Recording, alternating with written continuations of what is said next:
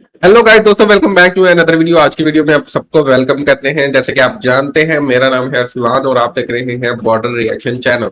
आज की हमारी वीडियो का जो टाइटल है वो है जी, how a poor Marwari boy built a Haldiram's. Haldiram की स्टोरी को हम आज कवर करेंगे और देखेंगे कैसे हुआ, कब पैदा हुए और कैसे कैसे उन्होंने ये सारा ब्रांड अपना बनाया और कैसे इतने फेमस हुए। तो चलिए वीडियो को स्टार्ट करते हैं। की गलियों में एक 12 साल का बच्चा अपनी बुआ से भुजिया बनाना सीखता है और केवल 2 पैसे में उसे बेच। अच्छा, 12 साल की उम्र में, यानी कि 12 साल की 1919 में पैदा हुआ है और 12 साल की उम्र में उन्होंने प्रिपरेशन करनी शुरू कर दी। मतलब हल्दी, ये जो भुजिया बनाते हैं, निम्को, पाकिस्तान में इसे निम्को कहते हैं और इंडिया में भुजिया कहते हैं। बेचना चालू करता है, इस बात से बिल्कुल अनजान कि यही भुजिया एक दिन हजारों करोड़ों के बिजनेस एम्पायर की नींव बनेगी और एक दिन पूरी दुनिया में बिकने वाले लाखों भुजिया पैकेट्स में उसका नाम हल्दीराम प्रिंटेड होगा। ये कहानी अच्छा है इंडिया के सबसे बड़े स्नैकिंग। अच्छा, ये हल्दीराम हमने सुना है, नाम तो सुना है, बट इसकी स्टोरी और ये तमाम चीजें, उनके बारे में जो डिटेल है, कैसे शुरू किया, ये हम आज देख रहे हैं। मैं खुद आज देख रहा हूँ और फर्स्ट टाइम देख रहा हूँ आपके साथ ये वीडियो। तो कंटिन्यू करते हैं। ब्रांड हल्दीराम्स की। हल्दीराम का जन्म 1908 में बीकानेर में एक गरीब परिवार में हुआ था। 1908 उनके में पैदा हुए। ग्रैंडफादर भुजिया बाजार में अपनी छोटी सी शॉप में भुजिया बेचते थे और बचपन से ही हल्दीराम को भुजिया में बहुत इंटरेस्ट था। इसीलिए सिर्फ 12 साल की उम्र में उन्होंने हर दिन घंटों मेहनत करके भुजिया मेकिंग प्रोसेस को मास्टर कर लिया और बहुत जल्द अपने ग्रैंडफादर की शॉप में रेगुलरली बैठने लगे। लेकिन वो अपने अच्छा, ये कोई भी ब्रांड या कोई भी चीज जो बनती है ना, वो ऐसी बनती है शौक के साथ। जब हम काम करते हैं तो फिर ही, मतलब शौक और टाइम को देखे बगैर फिर ही मतलब कुछ बनता है। देखिए कि उसने 12 साल की उम्र में मतलब पहले बनाना शुरू कर दिया भुजिया, फिर रेगुलरली मतलब रोजाना बैठना शुरू कर दिया भुजिया की दुकान पर। देखते हैं आगे के एवोल्यूशन कैसे आया। ग्रैंडफादर की तरह भुजिया से केवल कुछ एक्स्ट्रा पैसे कमाकर सेटिस्फाइड नहीं थे, वो अपने बिजनेस को बढ़ाना चाहते थे। हल्दीराम जो भुजिया बेच रहे थे वो बेसन से बनती थी, लेकिन उन्होंने देखा कि राजस्थान के लोगों को मोठ की दाल बहुत पसंद है। वहां के लोग कई डिशेस में मोठ की दाल यूज करते थे, इसीलिए हल्दीराम ने भी अपनी भुजिया को बेसन के साथ मोठ की दाल मिला के बनाना चालू कर दिया। उनकी अच्छा दोस्तों, ये मतलब मैंने मोठ की जो दाल है, ये दाल, इसको उर्दू में क्या कहते हैं, मतलब ये मुझे नहीं पता। तो ये आप बताएं। मेरे ख्याल से ये लोबिया टाइप जो थोड़ा सा होता है ना, वो लग रहा है। मतलब बेसन का तो पता है, बेसन तो हम करते हैं यूज।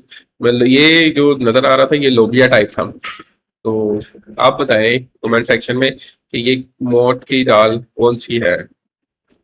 ये नई भुजिया लोगों को काफी डिलिशियस लगी और एक इंस्टेंट हिट बन गई। लेकिन वो यहाँ नहीं रुके, उन्होंने रियलाइज किया कि उनकी अभी की भुजिया काफी मोटी और सॉफ्ट है, लेकिन अगर वो इसे थिन और क्रिस्पी बना दे तो कस्टमर्स का ईटिंग एक्सपीरियंस काफी सेटिस्फाइंग बन जाएगा। इसे अंजाम हम्म। देने के लिए उन्हें सबसे पहले अपने बैटर को पतला बनाना था और साथ में एक ऐसा मैश चाहिए था जिसके होल्स एक स्टैंडर्ड मैश से छोटे हों, ताकि उसमें से पतली भुजिया बन सके। उन्होंने मार्केट में कई मैश मेकर्स के साथ लग अच्छा, ये मैश मेरे ख्याल से ये वो बना के फिर वो मतलब जैसे बेसन के साथ बना लेते हैं पेस्ट टाइप, फिर उसको मेरे ख्याल से इसके ऊपर से करते हैं तो ये नीचे ऑयल में गिरती है और फिर इससे वो निम्को या भुजिया बनती है। ऐसे ही है कुछ प्रोसेस। कर एक परफेक्ट मैश बनवाया और अपने बैटर के कई आइटरेशंस भी ट्राई किए। फाइनली कई महीनों की एक्सपेरिमेंटेशन के बाद उन्होंने एक परफेक्टली थिन और क्रिस्पी भुजिया बना ली। हम्म। इस नई भुजिया ने सेल्स को एक्सपोनेंशियली बढ़ा दिया। लेकिन हल्दीराम का इनोवेशन केवल भुजिया की रेसिपी तक लिमिटेड नहीं था। टर्न्स आउट कि हल्दीराम सीक्रेटली एक ब्रांडिंग जीनियस भी थे। अच्छा, तो ये देखें कि उन्होंने जैसे ही बैठना शुरू हुए तो उन्होंने मतलब इर्द, यानी कि आसपास जो लोग थे वो कौन से मतलब चीज इस्तेमाल करते इस चीज पे गौर किया। फिर उसके बाद उसको अपने ब्रांड में मिक्स किया, मतलब अपने प्रोडक्ट में मिक्स करने के बाद उन्होंने मतलब ये भी ऑब्जर्व किया कि अभी भी इसमें किसी चीज की कमी है। तो उन्होंने क्या किया कि वो जो दाल थी वो मतलब बंदी थी निम्को या भुजिया, वो मोटी थी, उसको बारीक किया। तो बारीक करने के बाद अभी भी वो रुके नहीं, क्योंकि उन्हें पता था कि प्रॉफिट तो आना शुरू हो गया, लोग पसंद कर रहे हैं, मगर उनका टारगेट यहाँ तक नहीं था। मार्केट में ऐसी कई और दुकानें थीं जो भुजिया बेचती थी, लेकिन हल्दीराम चाहते थे कि कस्टमर्स के दिमाग में उनकी भुजिया की इंपॉर्टेंस एक नॉर्मल भुजिया से कई गुना ज्यादा हो। हल्दीराम को पता था कि महाराजा दंगर सिंह बीकानेर के सबसे पॉपुलर महाराजा रहे थे और लोग उन्हें बहुत रिस्पेक्ट करते थे। इसीलिए हल्दीराम ने अपनी भुजिया का नाम महाराजा दंगर सिंह के नाम पे दंगर सेव रख दिया। महाराजा के नाम से उनकी भुजिया बाकी सभी नॉर्मल भुजिया से डिफरेंशिएट हो गई और उसे एक प्रीमियम पोजिशनिंग भी मिल गई। इस अच्छा, नेम नेम देखिए, नेम बड़ा इंपॉर्टेंट होता है किसी भी ब्रांड का। अच्छा दोस्तों, नेम जो होता है किसी भी ब्रांड का वो बहुत ही ज्यादा इंपॉर्टेंट होता है। इसलिए कहते हैं ना कि नाम सोच समझ के रखें, ताकि मतलब आने वाले वक्त में, जैसे अब तो मतलब बहुत से वेज हैं कि आपको अच्छा नाम ढूंढने में टाइम नहीं लगता, लेकिन आप मार्केट को ऑब्जर्व करें, देखें कौन सा नाम मतलब कैसे, जैसे इन्होंने रखा यानी कि अपनी भुजिया का नाम, तो कितना सोच समझ के रखा ताकि दूसरी जो ब्रांड है उनसे डिफरेंट हो जाए और लोग इसी नाम से, इसी बादशाह के नाम से मतलब भुजिया को लें।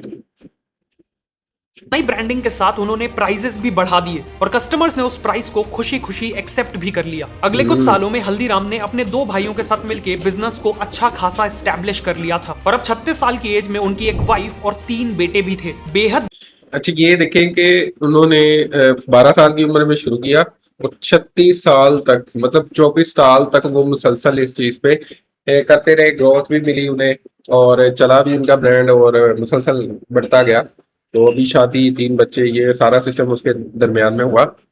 गरीब बहुत अच्छा चल रहा था कि तभी 1944 में उनकी लाइफ में एक बहुत बड़ा ट्विस्ट आया। घर की लेडीज के बीच में रिलेशंस बिगड़ने लगे। बात इतनी बिगड़ गई कि फाइनली हल्दीराम को घर छोड़कर अलग होना पड़ा। लेकिन प्रॉब्लम यह थी कि घर के साथ साथ हल्दीराम को बिजनेस से भी अलग कर दिया गया था। जिस बिजनेस को हल्दीराम ने अपनी जी जान लगा के बनाया था, आज उसी बिजनेस से उन्हें एक फूटी कौड़ी तक नहीं मिली और वो रातों अच्छा, ये ये मेरे ख्याल से वो इसी वजह से शायद नहीं मिली कि उनके दादा ये करते थे।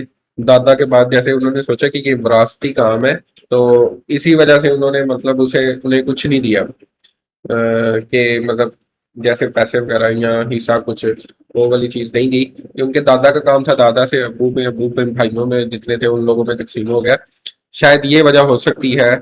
बेहतर जानेंगे आगे इस वीडियो में। रात अपनी फैमिली के साथ सड़क पे आ गए, लेकिन जिम्मेदारियों के चलते उनके पास इमोशनल होने का कोई टाइम नहीं था। हल्दीराम ने जल्द से जल्द अपने आप को संभाला और काम ढूंढने लगे। एक दिन मार्केट में काम ढूंढते वक्त किसी ने उनका नाम पुकारा। जब हल्दीराम ने मुड़कर देखा तो पीछे उनका एक बचपन का दोस्त खड़ा था। उनका ये दोस्त कई सालों बाद बीकानेर लौटा था। हल्दीराम ने उसे अपनी सिचुएशन के बारे में सब कुछ बता दिया। सालों पहले हल्दीराम ने 200 रुपए देके अपने इस दोस्त की मदद की थी और फॉर्चुनेटली उसने ये एहसान भूला नहीं था। उसने उसी दिन हल्दीराम को 100 रुपए लौटा दिए और यही 100 रुपए हल्दीराम के लिए लाइफ लाइन साबित हुए। सबसे पहले तो उन्होंने अच्छा, ये दिखे कि ना सिर्फ उनके पास पैसे आए थे, उन्होंने हेल्प भी की।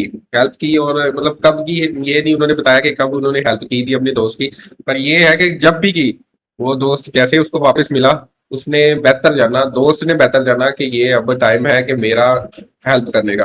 तो उनके पास शायद जितने थे उन्होंने अपनी जेब के मुताबिक उन्हें वापस लौटा दिए कि आप इससे काम चला लो। अब देखते हैं कि वो इस काम को कैसे आगे बढ़ाते हैं। अपनी फैमिली के लिए एक छोटा सा घर रेंट पे लिया और फिर बिजनेस आइडियाज सोचने लगे। उनकी वाइफ चंपा देवी काफी डिलीशियस मूंग दाल बनाती थी और बीकानेर के लोगों के लिए भी मूंग दाल एक स्टेपल डिश थी। फिर क्या, उन्होंने मूंग दाल का बिजनेस करने का फैसला लिया। उन्होंने बचे हुए पैसों से मूंग दाल, स्पाइसेस और बाकी आइटम्स खरीदे और एक काम चलाओ किचन भी सेटअप कर लिया। वो दोनों अर्ली मॉर्निंग उठकर मूंग दाल प्रिपेयर करते और फिर हल्दीराम पूरे दिन मार्केट में घूम घूम कर लोकल वर्कर्स और ऑफिस गोयर्स को ये डिश बेचने लगे। कुछ ही टाइम में उन्होंने अच्छा, ये देखेंगे, पहले उन्होंने मतलब ये चीज देखी कि मोठ मोठ की दाल, यानी कि वो देखी कि आसपास के लोग बहुत ज्यादा खाते हैं।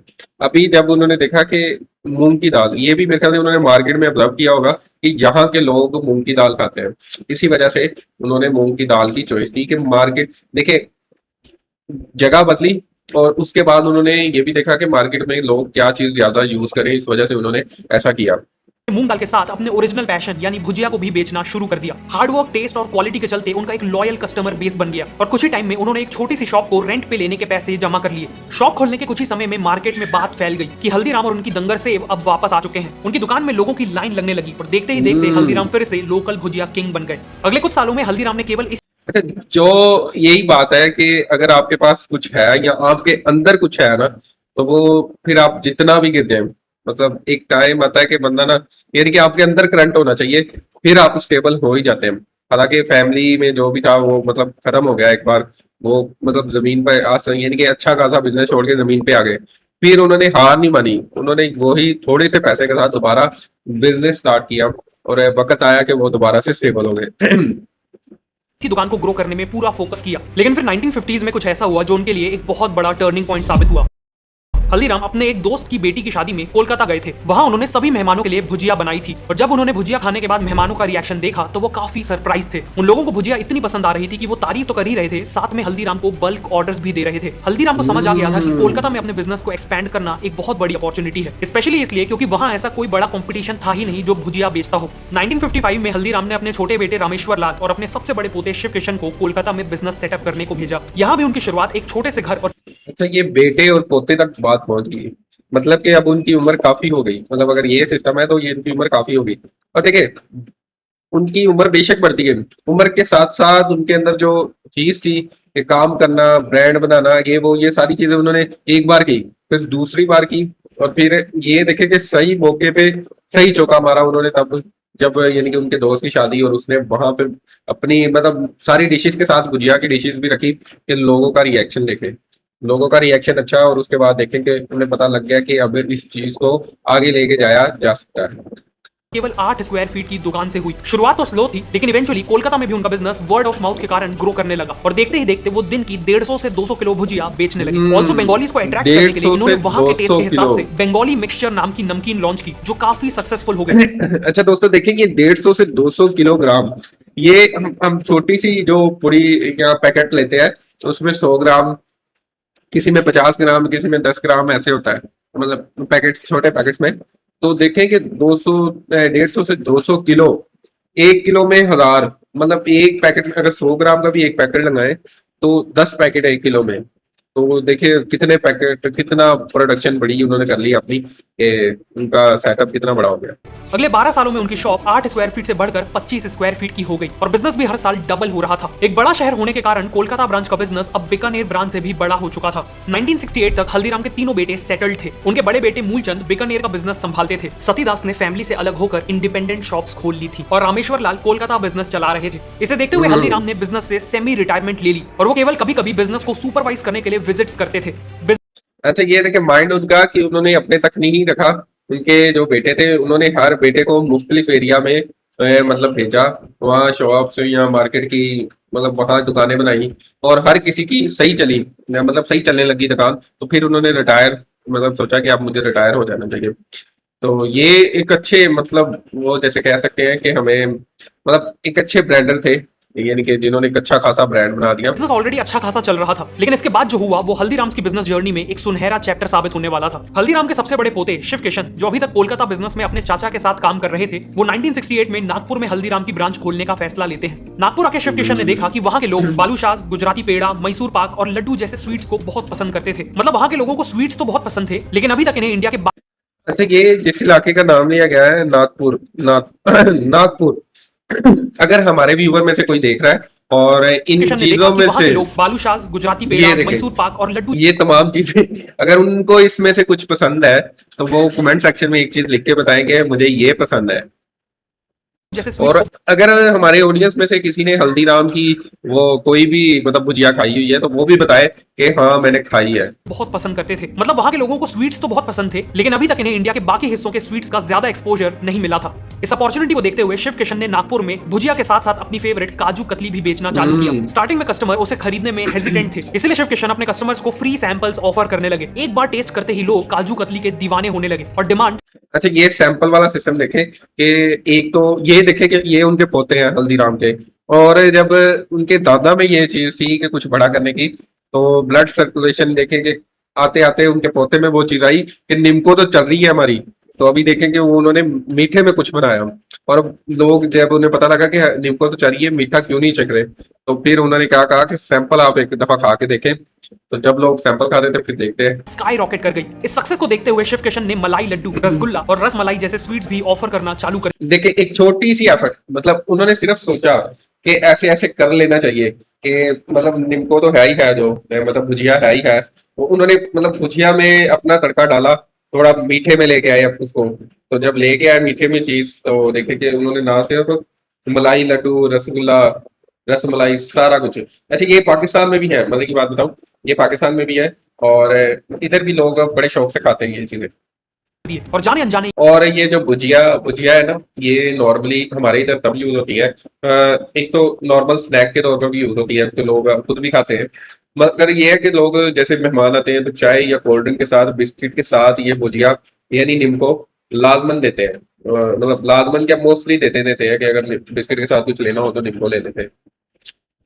यहीं से शुरुआत हुई थी ये हल्दीराम्स की बात। इंडियन स्वीट इंडस्ट्री में सबसे बड़े प्लेयर बनने की। 1971 तक नागपुर में हल्दीराम के 2 आउटलेट्स खुल गए थे, लेकिन शिव किशन यहाँ रुकना नहीं चाहते थे। एक दिन शिव किशन कीर्ति नाम के रेस्टोरेंट में गए जिसने उनकी आंखें खोल दी। वो रेस्टोरेंट केवल डोसा और लस्सी ऑफर करता था और वहाँ हमेशा कस्टमर्स की भीड़ लगी रहती थी। यहीं से शिव किशन को आइडिया आया हल्दीराम्स को एक शॉप से एक रेस्टोरेंट में बदलने का। मार्केट को समझने पे उन्हें पता चला कि महाराष्ट्र में लोगों को साउथ इंडियन डिशेस जैसे डोसा और इडली बहुत पसंद है। अब वो तो अपने रेस्टोरेंट में बीकानेर के पॉपुलर स्नैक्स जैसे समोसा और कचौड़ी ऑफर करना चाहते थे, लेकिन उससे पहले उन्हें कस्टमर्स को अपने रेस्टोरेंट तक लाना था। इसीलिए उन्होंने शुरुआत उन्हीं डिशेस से करी जिनकी डिमांड थी, यानी डोसा और अच्छा ये डोसा हमने ना हमारे इधर मिलता है, पास में ही कोई है होटल इधर, उधर मिलता है। मैंने खाया है पर मुझे उस तौर पर मजा नहीं आया, हालांकि उन्होंने लिखा हुआ था कि इंडियन डोसा है, पर मजा नहीं आया उस तौर पर, पता नहीं क्यों। इडली। शिव किशन ने एक 30 सीटर रेस्टोरेंट खोला और बहुत जल्द उनके रेस्टोरेंट की सारी सीट्स ऑक्यूपाइड रहने लगी। इसे देखते हुए उन्होंने अपनी सीटिंग हम्म। कैपेसिटी डबल कर दी और मेन्यू में समोसा और कचौड़ी भी ऐड कर दिया। जो कस्टमर्स डोसा और इडली खाने आते थे, शिव किशन उन्हें समोसा और कचौड़ी ट्राई करने को कहते थे और जैसा काजू कतली का समय हुआ था, सेम वैसा ही अब ये हुआ। एक बार देखे। कस्टमर ने समोसा कचौड़ी टेस्ट कर ली तो उनमें से ज्यादातर लोग उनके रेगुलर कंज्यूमर्स बन गए। अगले कुछ सालों में नागपुर अच्छा ये देखे, मतलब हर बार उन्होंने कोशिश की नई चीज करने की। मतलब जो चल रहा था उससे हटके कुछ। निम्को के टाइम पे भी उसने क्या किया कि वो जो क्या जो राजू वो पता नहीं क्या थी चीज वो बर्फी टाइप, वो चलाई उन्होंने, मतलब नई चीज चलाई। अभी इधर क्या चल रहा था, डोसा और ये दूसरी चीज चल रही थी साउथ इंडियन, तो उन्होंने इससे हटके क्या किया कि समोसा और दूसरा मतलब एक चीज है वो चलाई। मतलब ये देखे कि नई चीज को चलाना जो है ना वो थोड़ा मुश्किल होता है, अगर चल जाए तो फिर ज्यादा में मतलब हल्दीराम्स के होता है। मल्टीपल आउटलेट्स खुल चुके थे और इसी के चलते हल्दीराम्स नागपुर में केवल एक भुजिया बिजनेस से बढ़कर एक इंडियन स्नैक्स, स्वीट्स और रेस्टोरेंट बिजनेस में बदल चुका था। हम्म। 1975 में कोलकाता ब्रांच के रामेश्वर लाल फैमिली बिजनेस स्ट्रक्चर से अलग होकर इंडिपेंडेंट हो जाते हैं। एक एग्रीमेंट होता है जिसके अकॉर्डिंग रामेश्वर लाल वेस्ट बंगाल से बाहर बिजनेस नहीं करेंगे और मूलचंद और उनके बेटे वेस्ट बंगाल में एंट्री नहीं लेंगे। इस समय तक हल्दीराम्स की नागपुर ब्रांच बहुत अच्छी चल रही थी, लेकिन शिव किशन के दिमाग में इससे भी बड़े प्लान्स थे। वो एक ऐसे शहर में एक्सपेंड करना चाहते थे जो हल्दीराम्स को एक नेशनल लेवल ब्रांड बना देने वाला था और वो शहर था भारत की राजधानी दिल्ली। दिल्ली में एक्सपैंड करने के लिए शिव किशन ने अपने छोटे भाई मनोहर लाल को चुना। मनोहर लाल तब तक बीकानेर बिजनेस में काम कर रहे थे और शिव किशन को उनमें बहुत पोटेंशियल दिख रहा था। 1982 में मनोहर लाल अपने छोटे भाई मधुसूदन के साथ दिल्ली आए और वहां देखा कि Chandni Chowk famous snacks vendor से भरा हुआ था। उन्होंने अपनी लाइफ में इतना कंपटीशन कभी नहीं देखा था, लेकिन अच्छी बात यह थी कि कंपटीशन के साथ साथ वहां डिमांड भी बहुत ज्यादा थी। मनोहर लाल ने शिव किशन की हेल्प से अपनी शॉप के लिए जगह खरीदी और 1983 में बिजनेस स्टार्ट कर दिया। अगले एक साल तक दिन रात एक करके उन्होंने मार्केट में अपनी रेपुटेशन बिल्ड की और ब्रेक इवन करने लगे कि तभी उनके साथ एक बहुत बड़ी ट्रेजेडी हो गई।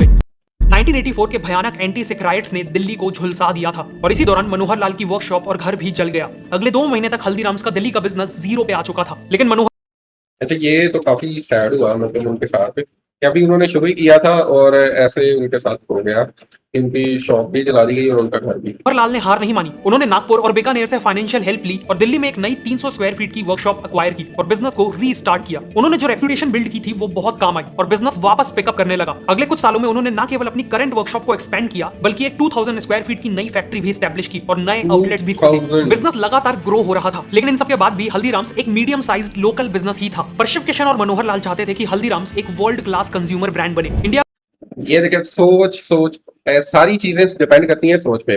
अगर आपकी सोच किधर है यानी कि आपकी सोच किधर तक जाती है।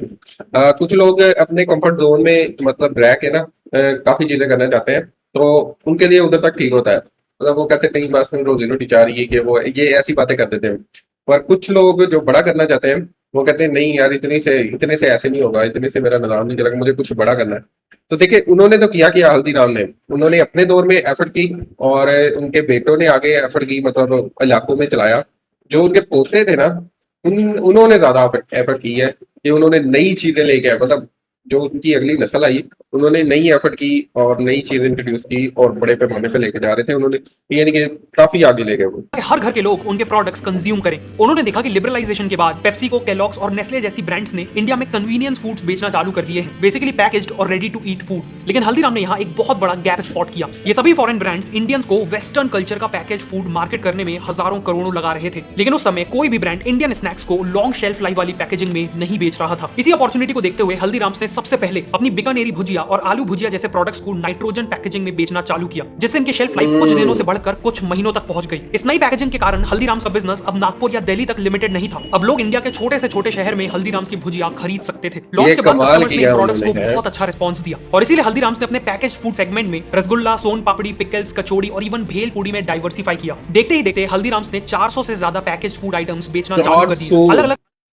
मतलब 400 बड़ी लंबी तादाद उन्होंने रखी है अपने पास। परचेजिंग पावर वाले कंज्यूमर्स को टारगेट करने के लिए इन्होंने अलग अलग पैक साइजेस में अपने प्रोडक्ट्स ऑफर किए। जैसे इनके कई प्रोडक्ट्स का छोटा पैक केवल 5 रुपए में मिल जाता है और बड़े पैक्स 200 रुपए प्लस तक जाते हैं। ऑल्सो इन्हें पता था कि स्नैक्स एक इंपल्सिव परचेज होते हैं, इसलिए हल्दीराम्स ने कलर साइकोलॉजी का यूज करके अपनी पैकेजिंग को अट्रैक्टिव बनाया और फाइनली इंडिया के कोने कोने तक पहुंचने के लिए हल्दीराम्स ने 100 से ज्यादा डिस्ट्रीब्यूटर्स और लाखों रिटेलर्स को ऑन बोर्ड किया। इन्हीं स्ट्रेटजीज के चलते आज इंडिया के ऑलमोस्ट हर घर में लोग हल्दीराम के स्नैक्स खाते हैं और इवन यूएस, सिंगापुर और यूके जैसे 80 से ज्यादा देशों में Haldiram's one of the most popular Indian snacks brand है। करीब 100 साल पहले हल्दीराम्स की शुरुआत भुजिया को 2 पैसों में बेच के हुई थी और आज उसी हल्दीराम्स ने 9000 करोड़ से ज्यादा का बिजनेस किया है। हल्दीराम्स की कहानी ये प्रूव करती है कि कस्टमर्स को डिलाइट करके, लगातार प्रोडक्ट्स को इनोवेट करके और समय के साथ खुद को बदल के कितना भी बड़ा बिजनेस बनाया जा सकता है, चाहे शुरुआत कितनी ही छोटी क्यों ना हो। तो दोस्तों ये थी आज की वीडियो, जिसमें हमें फुल ये एक मोटिवेट स्टोरी भी हमें कह सकते हैं कि कहाँ से उन्होंने स्टार्ट किया और किस उम्र में स्टार्ट किया। मतलब उनका एक कदम अगर वो उस चीज पे रह जाते, फॉर एग्जांपल जैसे उनके दादा बेच रहे थे, तो अगर वो इसी चीज पे रह जाते कि नहीं मैं भी यही बेचूंगा, मतलब मैं जो मेरे दादा बेच रहे हैं मैं इसमें कुछ नया नहीं करूंगा, तो तब कुछ नया नहीं होना था। कि देखे कि तब उन्होंने एफर्ट की, वो बड़े पैमाने पे ले गए, मतलब फिर उनके बेटे आ गए, फिर उनके पोते ने आगे आके उसे पूरी इंडिया में ना सिर्फ बल्कि पूरे वर्ल्ड में उन्हें फेमस कर दिया कि हल्दीराम का नाम अब पूरे वर्ल्ड में फेमस है कि उनके स्नैक्स ये वो प्रोडक्ट सारे, मतलब मिठाई में रसगुल्ला ये वो ये तमाम चीजें हैं। तो दोस्तों ये सारी स्टोरी सुनने के बाद मैं सिर्फ इतना कहूंगा कि इंसान को कभी भी हालातों से, मतलब अगर मुश्किलात आ रही हैं या कोई मतलब डिप्रेस है बंदा, तो हिम्मत नहीं हारनी चाहिए। वो मुसलसल कोशिश मेहनत करता रहे और मतलब अपनी मार्केट को ऑब्जर्व करे कि किस चीज का गैप है, कौन सी चीज करनी चाहिए, तो उस पर काम करे ताकि वो जल्दी सक्सेसफुल हो जाए। तो दोस्तों उम्मीद है आज की वीडियो आप सबको बहुत पसंद आई होगी। ये एक मोटिवेट स्टोरी है और जरूर है कि हम सब इस पर काम करें। आज हमने बहुत कुछ सीखा। तो दोस्तों अपना ख्याल रखें, मिलते रहेंगे एक नई वीडियो के साथ, तब तक अपना ख्याल रखें।